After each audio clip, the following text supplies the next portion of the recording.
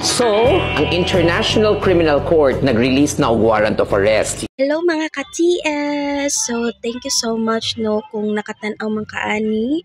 Welcome sa ato ang account. Just to share lang po ang ako nakita o gina-follow na ko ni si attorney. So, tanawan ninyo og I hope nga naatay ma-learn ani especially sa election this coming May and the biggest jud event that would be the presidential election. So, paminawan ninyo and I hope na tapuson ninyo ning video so that natay mabalaan kung usa jud ang mga process niini. Ang International Criminal Court nag-release na og warrant of arrest using the Interpol batok kang kanhi President Rodrigo Duterte. Sumala sa pinakabag-o nga update, gipadayon sa ICC ang kasong crimes against humanity batok kang Duterte tungod sa mga extrajudicial killings nga nahitabo sa iyang war on drugs. Gikan pa niadtong 2016 hangtod 2019, giapil pa usab ang panahong mayor pa siya sa Davao City. Bisan pa nga mibako na ang Pilipinas sa ICC ni adtong 2019, wala kini nakapugong sa investigasyon o pag-release sa warrant. Sa klarong balaod sa Rome Statute, kung ang krimen nahitabo sulod sa panahon nga miyembro pa ang Pilipinas, aduna gihapoy jurisdiction or jurisdiction ang International Criminal Court. Og karon ang pangutana, sakto ba to og legal ba to nga nadakpan gyud si Duterte? Sumala sa mga legal experts, kung magpagawa og arrest warrant ang International Criminal Court, posible nga dakpon si Duterte sa bisan asa nga nasod nga sakop sa ICC. Pero kung magpabilin siya sa Pilipinas, lisod unta to siya madakpan. Kaya ang gobyerno kuno ni President Marcos Jr. dili man obligado nga isurrender gyud si Duterte. Nganuman kay di na lagi ta miyembro sa ICC. Sa mga panghitabo karon, klaro nga ni cooperate ang gobyerno ni BBM sa pagpadakop ni President Duterte. Take note ha, dili obligated lagi ang Pilipinas mo cooperate but he did.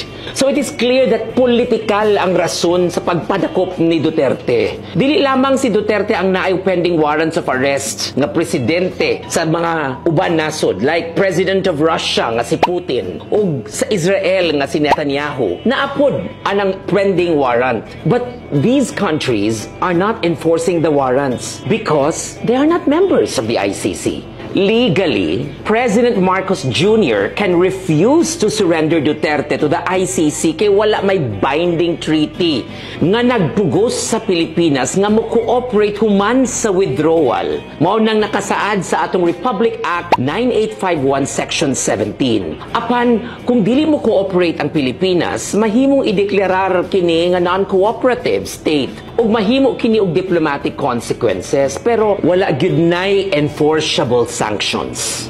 Kung mapamatud-an nga guilty si Duterte, pwede siyang silutan og up to 30 years o life imprisonment depende sa kaso. Ang sentensya ni ini dili na ibutang siya sa The Hague sa Netherlands. Dili na dito iserve, pero iserve na sa another willing state party. So, mangita tag country nga willing mo host sa sanctions or sa sentensya ni Digong if in case he will be found guilty.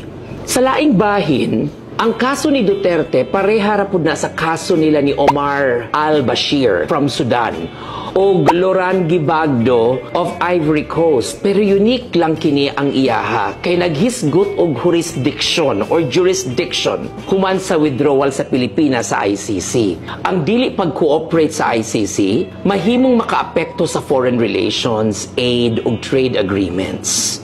Ang mga human rights organizations o pamilya sa mga biktima sa katong iyang war on drugs, adunay dakong papel sa ICC proceedings. Nagsubmit sila og ebidensya, mga nagpakabana sa hustisya, ug pwede silang maka-avail sa reparations kung adunay conviction.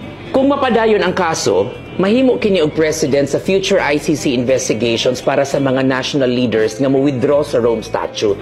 Gipalig-on ang non-immunity rule ug magpahinumdum nga bisan kinsa nga lider mahimo pangutan-on sa ilang mga sala patok sa katawhan. Nag-circulate pud ang mga balita nga nag-issue daw og TRO ang Supreme Court, pero wala pa gyud nay official copy ug wala kini na serve sa PNP o gobyerno. Kung i-declare sa Supreme Court nga illegal ang aresto, pero tuan na naman si Digong sa ICC didto sa The Hague, limitado na ang iyahang legal options. First, you can petition the Philippine government to demand his return. Pero I doubt if this will happen in the Marcos administration. Second, i-challenge ang ICC jurisdiction. Muingon nga unconstitutional ang turnover ug dapat sa Pilipinas lang ang kaso. Ug ikatulo, file a complaint against the United Nations Human Rights Commission or UNHRC. Pero dili binding ilang decision, pang pressure lang yun na sa gobyerno. Kung mo-cooperate gihapon ang gobyerno sa ICC, wanay chance nga ibalik ni si Digong sa Pilipinas. Unsa ka ang gibati ni former President Aning Tanano? Right now, Marcos Jr. is pretending that the arrest has nothing to do with him. He is washing his hands and blaming Interpol, saying that we are just fulfilling our commitment to Interpol. He is also distancing himself from the ICC, claiming that all these are just merely procedural. You know, here is a man who Rodrigo Duterte saved from political extinction, elevated him to the presidency, and the man who Duterte may have trusted with his life. Naghuna-huna lang ko ba kung mabuhat ning tanan ni BBM sa usa ka former president ug si Duterte pagid na? How much more sasama natong mga yanong katawhan? Unsa man ang pinakamaayong option, I think we choose wisely this coming May 2025 elections. We choose the leaders who may fight for the repatriation of Duterte. Unsa man ning repatriation?